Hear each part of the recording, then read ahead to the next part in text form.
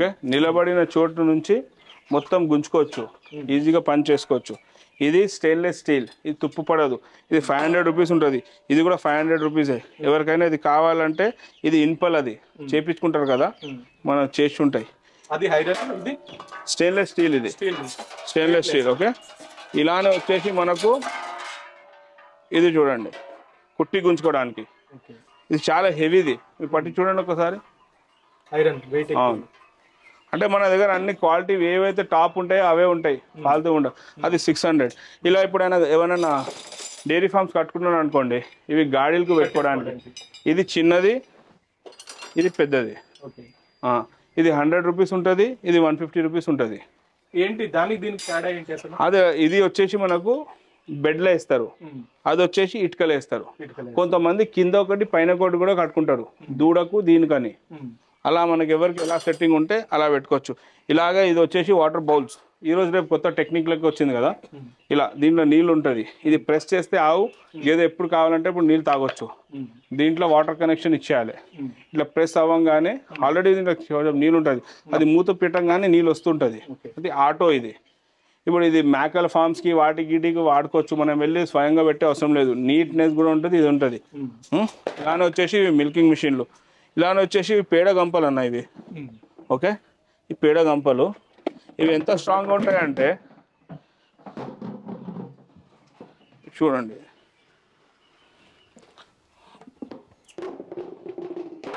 Fibre అది ఇది చాలా స్ట్రాంగ్ ఇది మనం నార్మల్గా ఏంటంటే డైరీ ఫామ్లో ఊకే పలుకుతుంటాయి తెస్తుంటాం చేస్తుంటాం కానీ ఇది వర్జిన్ రబ్బర్ది ఇలానే ఇది గేదెలకు ఆవులకు నీట్గా నీళ్ళు పెట్టుకోవడానికి చేయడానికి మెల్లమెల్లగా ఉంటుంది ఇలానే కుట్టి పోసుకోవడానికి ఇలా ఉంటాయి ఇవి వచ్చేసి ఈ పెద్ద గంపలు ఈ బకెట్లు ఈ పాల దూడలకి పాలు తాపడానికి చేయడానికి అలానే వచ్చేసి మనకి బ్రష్లు ఉంటాయి కడగడానికి ఓకే అలానే వచ్చేసి హర్యానా రస్సీలు తాళ్ళు ఇట్లనే ఇవి చిల్మలకలు ఇది 100 రూపీస్కి ఒకటి ఉంటుంది డైరెక్ట్ గేదెలకి కట్టేస్తే చాలు నార్మల్గా మనం వాడేది ఇది దీనికి ఇక్కడ ఇది వాడతారు కదా దీనికి ఎట్లా ఉంటుంది అంటే కింద ఓపెనింగ్ ఉంటుంది ఇది లూజ్గా ఉంటుంది ఇది ఫిక్స్ అవుతుంది ఇది ఉండడం వల్ల ఇక్కడ కట్ అవుతుంది మధు కట్టది హర్యానాలో చూడండి అది వాడరు ఎప్పుడు ఇదే వాడతారు అంటే మనం అన్ని ఆప్షనల్గా అన్ని మొత్తం తెచ్చి పెట్టినాము ఏంటంటే మన డైరీ ఫామ్ కూడా పేరు ఉండాలి మనకు కూడా ఉండాలి ఇవి వచ్చేసి మనకు గ్లౌజెస్ గేదెలు ఆవులు కడుక్కోవడానికి చేసుకోవడానికి వేసుకొని బస్ ఇది జస్ట్ 100 రూపాయలు ఉంటుంది రెడ్ కలర్ది ఉంటుంది అది 150 ఉంటుంది ఓకే ఇలాగ వచ్చేసి బ్రష్ ఉంటాయి మసాజింగ్ బ్రష్ కడుక్కోవడానికి చేసుకోవడానికి అంటే మన ఒక ఉద్దేశం ఏంటంటే అన్ని స్మార్ట్ వర్క్ ఉండాలి ఇలానే గొలుసులు ఉంటాయి మనకు ఐరన్ గొలుసులు పెద్ద జాఫ్రాబాదీలు అవి ఇవి ఉన్నాయనుకోండి ఇప్పుడు నా గురించి నేను ఒకటి తెచ్చే బదులు 10 తెచ్చి పెట్టేసిన ఎట్లాగో నీకు కావాలి నాకు కావాలని తెచ్చిన నా దగ్గర పెద్ద డైరీ ఫామ్ ఉందని నాకు అబ్బాయి ఉన్నాడు మేనేజ్మెంట్ చేసేటాడు మేనేజర్ గాడు ఆడ మొత్తం చూసుకుంటాడు ఫోన్స్ వస్తే పికప్ చేసుకుంటారు ఎవరికి ఏం వేయాలి చేయాలి ఏమన్నా వచ్చిందా లేదా అనేది ఒక హెల్పింగ్ నేచర్ ఉండాలి మొన్న ఖాళీ ఒక ఫిషింగ్ ఉంటుంది కదా వాళ్ళు ఫిషింగ్కి పోదామంటే సరే రాని పోయినా అదే ఏమో గాలాలు తీసుకోవాలని ఒక షాప్కి వెళ్ళినారు ఆ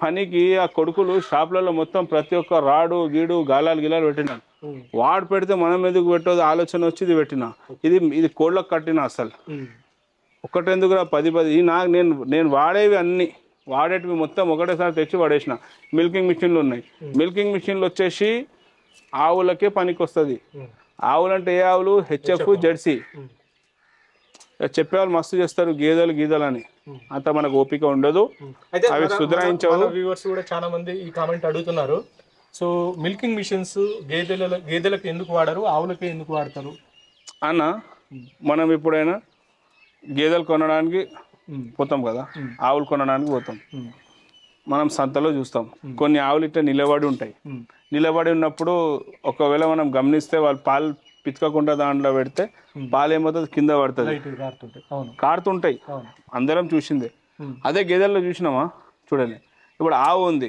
ఆవుకు దూడ ఉన్నా లేకున్నా కూడా హెచ్ఎఫ్ ఆవులు అది హెచ్ఎఫ్ ఆవులు మనం వెళ్ళి పితికితే పాలు ఇచ్చేస్తాయి. వెళ్ళంగానే పట్టంగానే అంతా మసాజ్ చేసి దూడని పెట్టి అవి అంది సైలాయించడి దాన్ని చేసే అవసరం లేదు.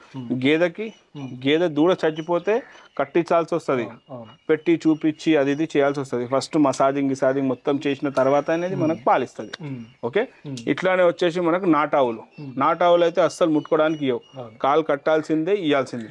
అదే అందు గురించి ఏంటంటే ఇక్కడ నేను మెషిన్ ఫెయిల్ అని చెప్తలేను, మెషిన్ మంచిదే, RPM 600 నేను కూడా అమ్ముతున్నా, ఫెయిల్ అని చెప్తలేను. నేను ఒక రైతుని నేను అనుభవించింది చెప్తున్నా. నేను D లెవెల్ది మెషిన్ తెచ్చిన, 1,20,000, 1,30,000, 1,40,000 పైన ఉంటుంది. ఎలా బకెట్ను ప్రొలాంగ్ చేస్తుంటే అలా ఉంటుంది. నేను తెచ్చి నా దగ్గర ఉంది కదా, మా ఫాదర్ కూడా అన్నారు, అరే ఈ పనులు మొత్తం మంచిగా తీస్తలేదు, మనం తీసుకొస్తామని తెచ్చినాం. Machine 100% super.